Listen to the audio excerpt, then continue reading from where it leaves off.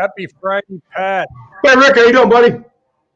I thought let me turn my volume down here just a hair. Thought I'd mix it up a little bit and let a little bit of the outside in. Yeah, there you go. Because it's such a nice day. And so I opened up the doors to my tower. I call myself the Lord of the Tower. So, but interesting week. Last week, I think I was talking about it earlier in the week. I pulled up some stats that showed that last week showings were down 93%. We normally have 17,000 showings booked through showing time. Mm-hmm. We have 900. So I started doing more digging. And it's definitely election day and day after jitters. People shut down. And those are the only 2 days that were affected. I went and started looking at other days that I was wondering if there was going to be any showings that decline, such as day after Christmas or day after Thanksgiving. And I don't see any days out there on my little bit of research that show such a dip as we saw on election day. And it was, people just, they voted. They voted in big numbers and didn't go looking at houses. So, kudos to them.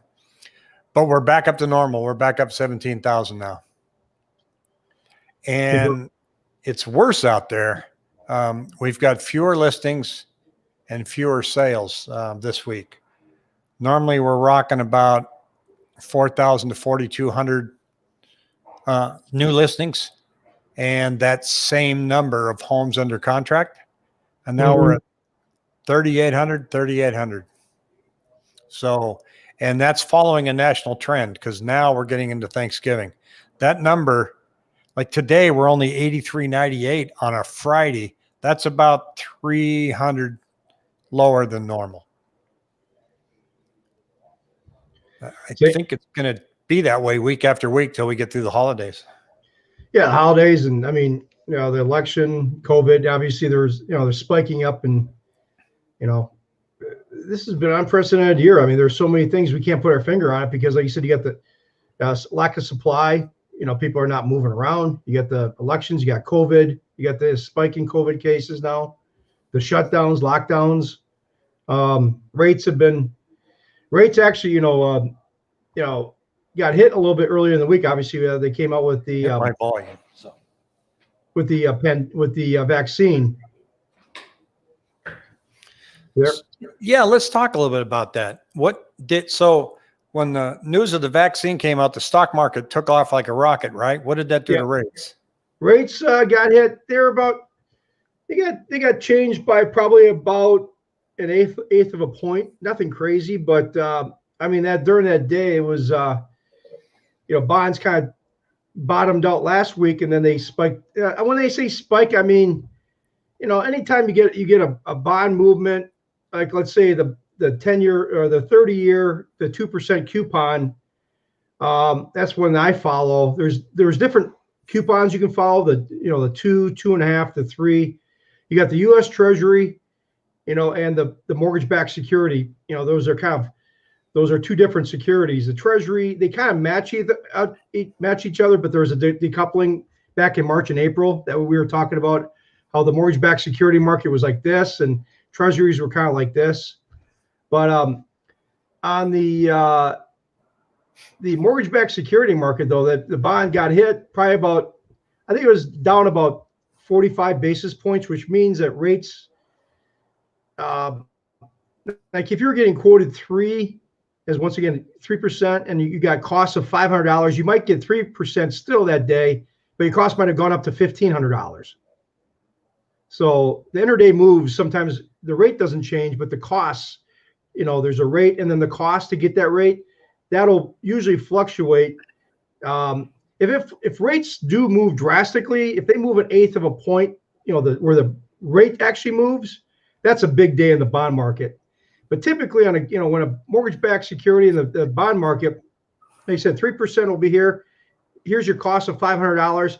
If rates go up a little bit, your cost went up to say 1,500, but you can still get 3%.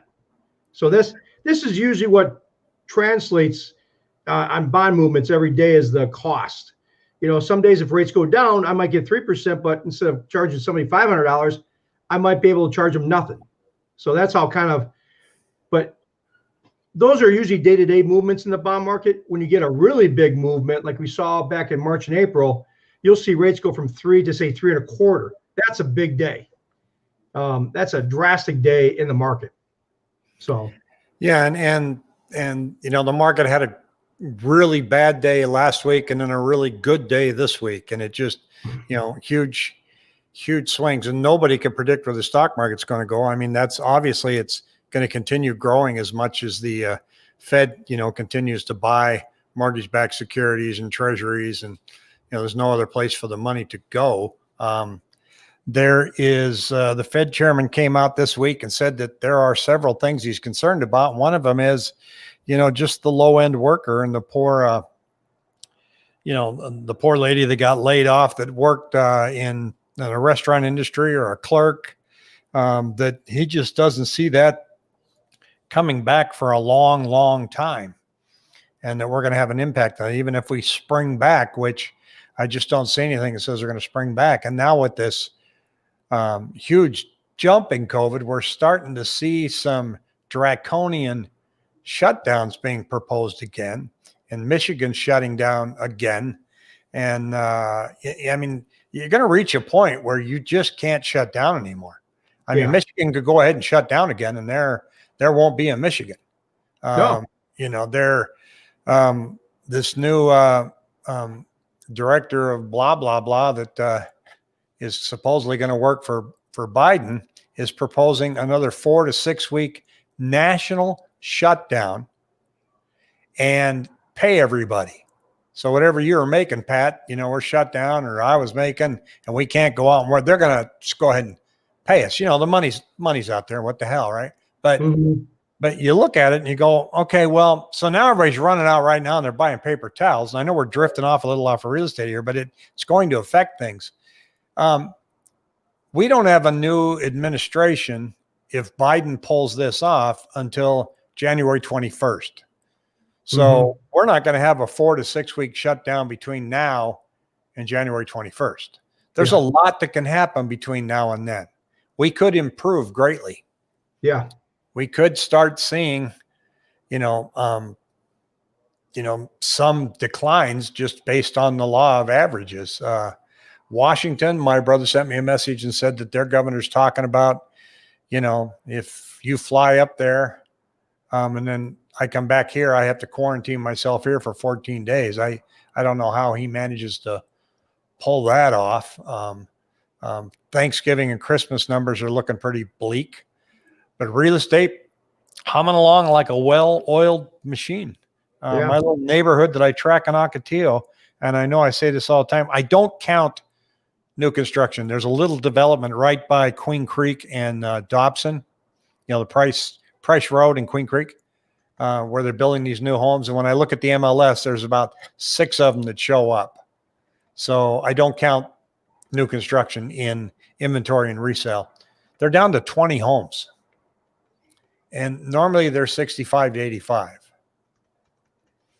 And then I read an article today that said, the 10 cities that will all of a sudden not be affordable in 2021, they listed Santan. At the end of the year, 2021, Santan won't be affordable. And they've only got, let me check here. I think when I look at homes for sale in Santan, I guess I don't have it up here. Wait a minute. Here it is.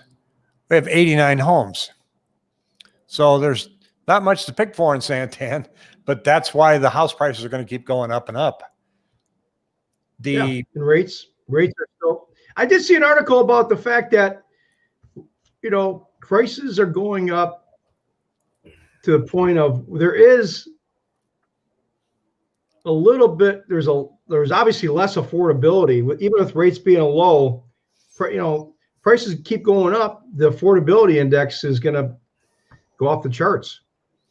Yeah, I think I read, and it was on MBS this morning, that maybe the same thing you saw, that said um, the price increases have now outpaced the money you save with the interest rates being down. Yeah. Yeah. So we've crossed that line, right? Yeah. So, and the upper end, though, is screaming. According to the Cromford report, homes over $1 million are at their highest level in sales ever in Arizona. It's all stock market driven. It's I have a listing coming soon in Anthem, and coming soon means that they allow us to put it on the MLS to say it's going to be ready to show by Tuesday, and then you'll make it live on the MLS. So I got a call from a couple smart real estate agents, and I say smart because I don't think a lot of them take a look on the MLS on the coming soon tab. And I think I'm going to share that and show people what we see on our end for a second, if you don't mind. Sure. So I'm going to pull up. So let me share my screen, and you know what a master I am for doing that. Let's see, share screen. I want to do, I don't want to do that one. I want to do this one. Here we go. So there's the MLS. Can you see that? Yeah, it's kind of tough to see, It's but kind of small. But what yeah. it shows any listings that have appeared. So down here on what's called the hot sheet for 1 week, it shows new listings, under contract, canceled, closed, expired, pending. And then over here, new coming soon listing. There are 669 homes that are going to be hitting the market either tomorrow or next week. How many people do you think? Now, just to jump in here quick, like you said, do you think in talking to your agents? I mean, I haven't. The agents I talk to haven't really. It hasn't ever come up. But do you think that is something that they don't look at? I don't think they look at it very closely. Really? I don't think so. I've done coming soon before, and I get, I think what happened was I got a call on Friday saying, "Look, I know you don't have this available until Tuesday, but I've got a client that's the exact floor plan they want. Everything is in it. We've only seen a couple pictures. Is there any way that I can get in there sooner?" And I said, "Well, not until they leave. And I think they're leaving Sunday or Monday. So let me confirm." So I confirmed that they're leaving Monday because they've got 2 big dogs and they weren't ready to have the house shown yet. So they're leaving Sunday morning. So now I'm letting people trickle in on Monday. I've got the photographer coming later, and then I'll make it a live listing. But I've already got 3 people that saw it on coming soon, and they want to get in and see it. Just because one of them's in town and is going to be gone by Tuesday.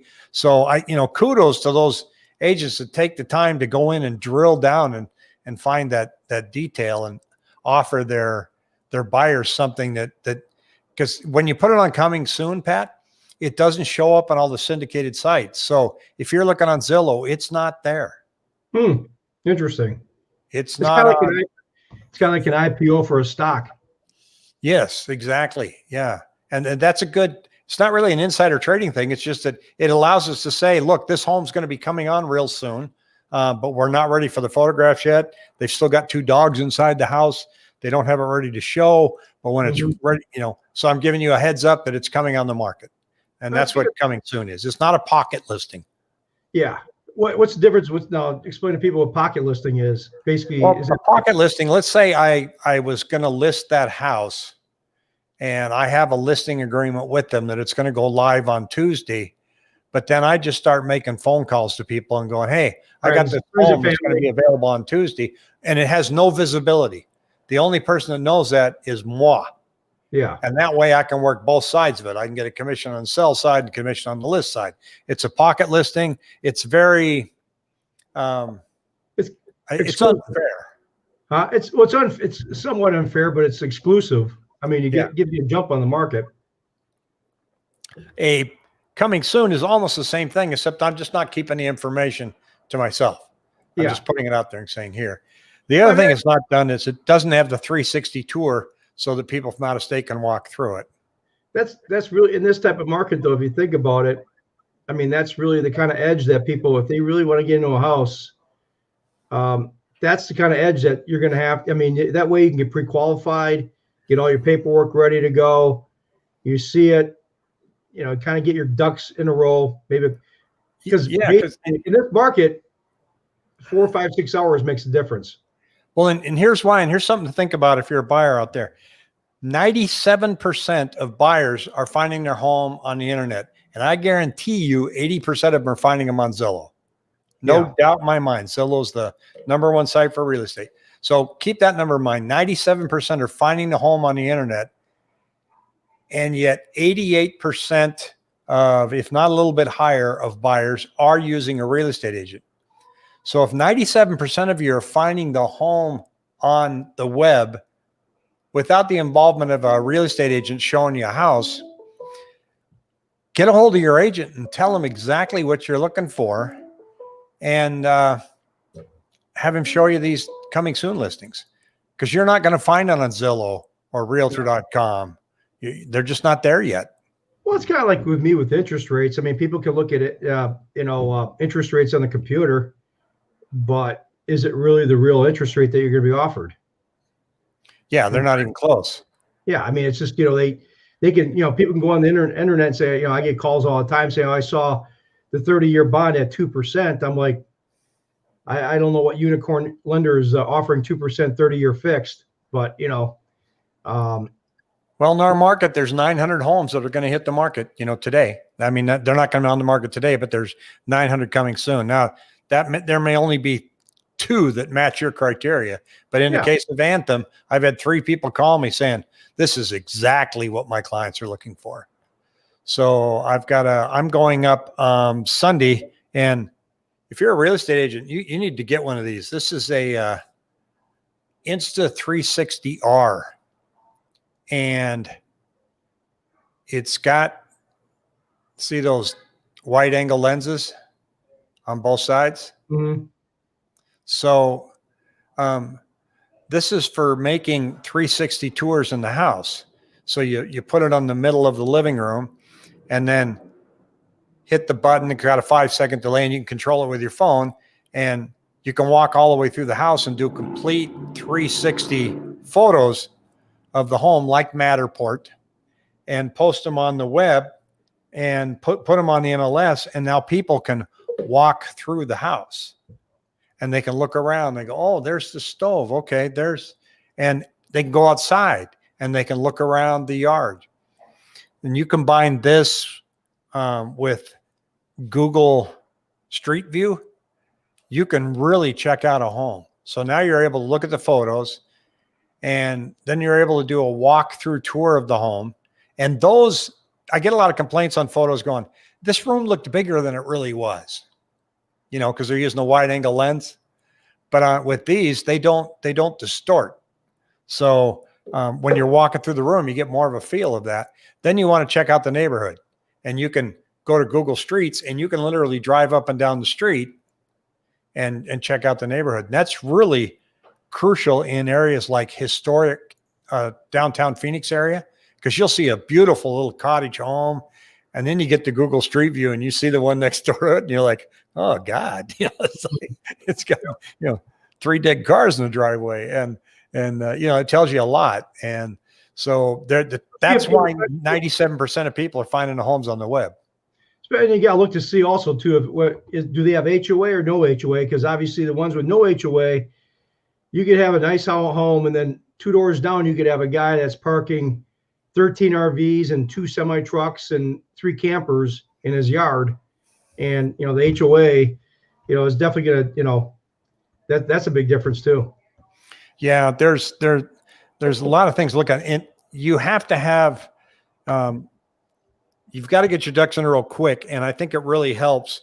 I mean, the phone conversations I had with an agent just about an hour ago said, are your clients going to kind of hang in there and hope they get a bidding war and go over the prices, and then find, are you having a set day? And I just told them honestly, they just want to move to Houston. They already have an offer on a house If we can be one and done, that's great. No, we really don't want to look at 14 offers and, and so the people that are paying attention to the coming soon listings may have an opportunity to come in, give us a full price offer with no competition that my sellers will take. Now, on the flip side, if you're a seller, you're saying, well, you're kind of shorting yourself because you're not putting them in a bidding war and you're not bidding the price up, right? Mm-hmm. But there's also that psychology, that person that's got the inside look at the house before anybody else looks at it is more inclined to offer you a full price so that you don't leave it on the market. Yeah. Or even a little bit more. Yeah. So I don't think you lose any of that, momentum. Either, because I think I've heard of people saying, hey, matter of fact, a buddy of mine, who was I talking to just the other day, somebody said they had a house listed and rather than it was like 450, they got, or maybe it's you, I'm losing my memory, but the house was like 450, but they eventually ended up getting 455, 456, and like, okay, we're done. Yeah. Yeah. I don't like bidding wars. I don't even like it as a listing agent because there's so much going back and forth with several different people.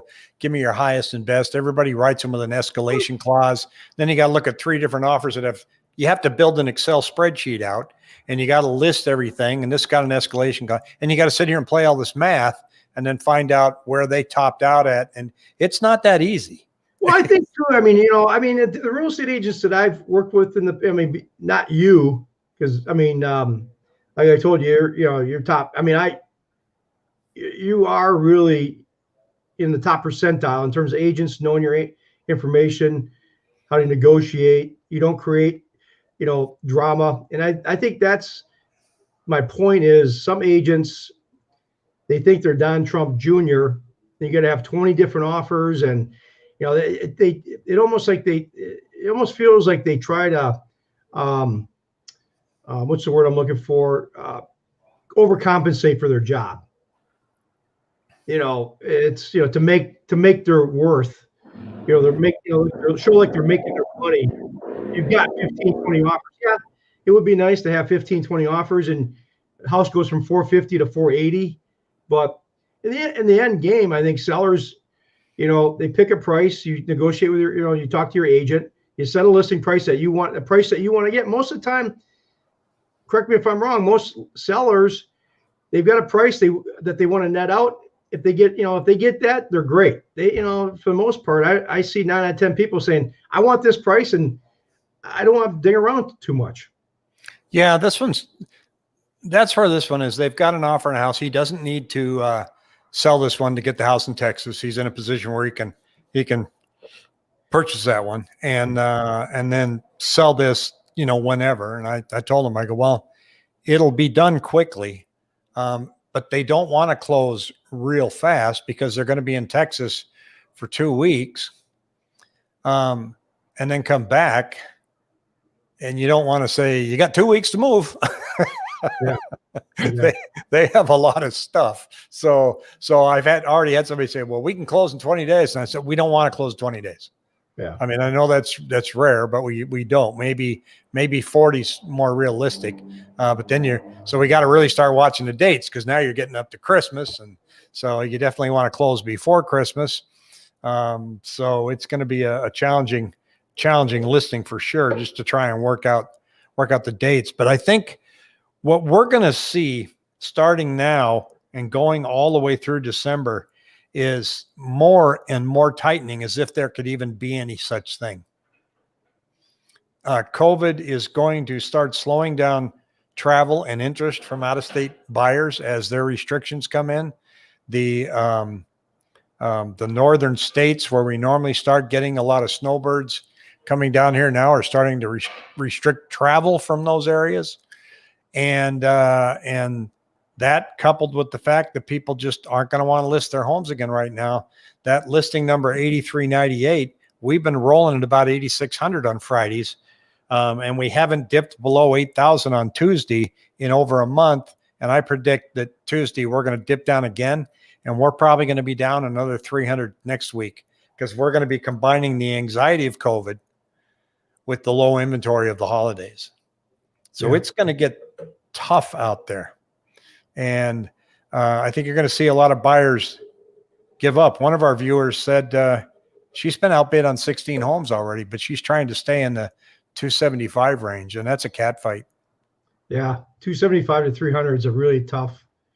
16 homes. I mean, God bless her for hanging in there. That's tough. That's where I mean, I think you sometimes have to stop and say, you know, if she's really tapped out from an income standpoint, as far as, you know, because a lot of people sometimes say I got to stay in I got to keep my payment at 1,600. I can't go to, 2,000. But a lot of times in cases, I mean, if they go from 275 to just changing your price range, like that gentleman I did close a couple months ago, he was looking in the 350 to 380 range. He kept getting outbid. Finally, he said, heck with it. He went up to the, I think it was the high 400s. He got the house. You know, he could afford it, but sometimes you have to kind of change your parameters and say, okay, I'm not seeing it in the 275 range. Maybe I do bump it up to 310, because you'd be surprised. I mean, people don't realize this, but this is the numbers that I run for people when they're they call me and say, hey, I'm looking at buying a home in this range, and I'm 300,000. But I said, let me take you up to 350, 360 and show you what the difference in payment is, because a lot of times it's, if you're talking about buying a house, $300,000-$400,000 house, a lot of times it's, $30, $40, $50, $60 in payment difference, which if you're buying a house, and if $60 is going to make the, this sounds kind of harsh, but if $60 is going to make the difference between you making or breaking of you buying a house, you maybe shouldn't be buying a house in the first place. Yeah, that's exactly right. Because you're going to get in there in the next month, something's going to break. It's going to cost you $60. So you don't really want to cut it that close. None of what I caution people too is that when you get frustrated, don't settle. Okay, I'll take this house. You're going to move in and go, I really didn't want this house. Or you bought a condo because you don't think you can afford a house, and you don't want to stay there, and you're hearing footsteps upstairs, and you really don't want to be in that condo, and you just end up with buyer's regret. And that kind of stress makes you end up in buyer regret. Yeah. I've never, in 21 years though, I've never had anybody call me, and I think I told you this. I told this to a buddy of mine. His son is going eventually buy a house. I said, I've never in 21 years have had, and that's why buying a home is, while it's stressful, after it's done, people say, that was the best thing I ever did, because in 21 years, I've never had anybody call me and say, I wish I never would have bought that house. Yeah, I was very excited when I got my first house. I bought a condo first, and that was a mistake. Yeah. And so I ended up owning it for 10 years and selling it and getting the same amount back that I put down on it. The market had tanked, and I didn't know anything about real estate per se, even though my dad was a broker. It's not like you talk about it at dinner all the time when I go see him. But I didn't really understand when a market was going down, they were getting rid of the other units in that complex and undercutting the price. And I had no economic sense then. Mm-hmm. I was a pretty dumb 27. And so then I started to educate myself. When I got my next house, it was a lot better. And I moved several times after that. So, you really want to bone up on it and get educated, because it's very stressful, and you just don't want to walk into a situation that you regret. Like, let's say that you want to go to Santan, and you're getting priced out, and you're getting outbid every time, and you go, okay, well, I'm going to go ahead and buy the modular home because I can afford that. Well, do you really want a modular home? Yeah. If you don't do it.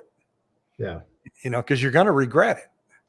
And if you because modular homes kind of have some challenges, and they're usually in an area where they're packed in right on top of each other, and now you really can't have a dog if you wanted to. You know what I mean? So you want to make sure you keep with your priorities. I think that goes to both. Just, I know we're kind of getting off track here, and we'll try to bring it back in, but all the stuff that you're talking about, a lot of people, the do-it-yourselfers now with real estate, they watch, on the internet, they're buying their first home. They think, I can go without an agent, or I can do this on my own. a good agent like yourself is going to point out, and you've done this. I've seen that you do this with clients in the past. Is like you've actually discouraged people from buying certain homes because like you're pointing out stuff that they've never really recognized. Like, hey, you realize that there's this and this and this. They're looking at the house, but you're like looking at all the other outside factors that are like, that's a good point. I never thought of. And we've had several transactions that, you said the client said, I just told them this is not the type of house you're going to want. Well, I remember telling one couple, if I was your dad, I would tell you not to buy this. Yeah. And that's what a good agent will, that's what a good agent will do. I mean, rather than just selling a house to sell a house, which, it's like mortgage people. There's a lot of mortgage people who will do a loan just to do a loan. I'm not that type of guy, and you're not that type of real estate agent. But I mean, my job is to point out the negatives and positives of, on the loan side, and you do it with real estate. And I think in this type of time frame, when people get to bring it all around, like me, Chatty Cathy, people have a tendency to get pressured and say, I'm just going to buy this house. I'm done looking. And you're like, really, you got to put some thought into this. Well, 2021 is going to be challenging because all the numbers are showing us that it's not going to slow down. No. And so what the difference between this year and next year is next year, we're going to be dealing with the problem of affordability and where's that going to hit the hardest? And what segment of the market will that slow down? And the other thing that could happen is, despite the fact that the stock market's taken off like crazy now, if the stock market takes a huge hit and we have another 4-week lockdown, that's another black swan event that could damage us for a long, long time. And these inventory numbers we see could change rather quickly. Yeah. I tell you, I can't even wrap my head around the government saying we're going to lock you down for 4 weeks and continue to pay you. In what universe does a country have that much money? In Costa Rica, 29% of their population now is living in poverty. And because, when the country shut down, they weren't able to get any checks. And we only got a check for $1,200, whoop-de frickin' do, right? Yeah. And that didn't do anything. The small business loans were cumbersome. A lot of businesses weren't even able to take advantage of it. And we're still stuck in gridlock trying to find ways to get things going again. This mall that I live by, it's, Nordstrom's not coming back, either Sears. 35% of the shops that are inside there are not going to reopen. And that story continues all throughout the country. Now you're starting to see more and more talk that says, maybe this work at home thing isn't going to be as long-term as we think it is, because there's companies starting to worry about loss in productivity. And they're not really just now worrying about it. Perhaps they're seeing it. There's some industries that can do it very well, but I'll bet you there are companies that are seeing a loss in productivity. There are a lot of decisions that are made in the break room with people collaborating. Mm-hmm. I know in my business, and I was in sales, that's where you did your best work. Yeah, I find that when I work from home versus going into the office, people are collaborating about different loan programs and what's going on. You kind of lose that, on a day-to-day basis. So, well, and then you've got if you're in sales and marketing, you need to have conversations and it says, hey, I have an idea. What do you think? Mm-hmm. And you lose that in a Zoom call. Yeah. And the Zoom calls, right now, most of the conversations about how effective are Zoom calls are more about lighting than they are about like how to make yourself look good on Zoom. That's not the issue. Yeah. So we're like we've always said to our millions and millions of viewers, who we appreciate, and I really do, the ones that are coming on and watching us. We're just trying to stay on top of the numbers, so when something pops, we're going to let you know right away. Real estate turns slowly, but there's going to be a number that's going to snap, that's going to make us go, okay, this is going to change things in 6 months. And we'll be able to spot it. Yeah. Yeah. More, I mean, like you said, we jump around different topics. The topics we're talking about are different, buying a house and, the psychology and everything like that. Hopefully we add a little value to people that are thinking about it. But demand's been strong among, they were saying, there's an article saying four reasons why the election won't dampen the housing market. Just to sum it up, it says demand is strong among millennials. Mortgage rates are historically low. Prices continue to appreciate. And the fourth one says history says so. It says, though it's true that the market slows slightly in November when it's a presidential election year, the pace returns quickly. And so the largest group of home sellers and buyers right now are over 55. The average first-time home buyer is now 33. Yeah. Interesting. So, and there's 35% of them are moving into their first home, moving out of their parents' home. In other words, they moved in with one of their parents to save for the down payment. Yep. So not a bad move if you get along with your parents. I wouldn't have done that. There's always I've noticed the breaking point is about a year and a half. Yeah. Well, what was that president that said guests are like fish? After 4 days, they all stink. They all stink. Yeah, exactly. All right. Well, have a super weekend. I know the weather's going to be nice. That's why I have the doors to my tower open, and I'm enjoying life up here right now. I have the occasional gnat that I have to swat, but other than that, life's good. So have a great weekend. Yeah, you too, buddy. We'll talk to you next week. All right. See ya. See you, pal.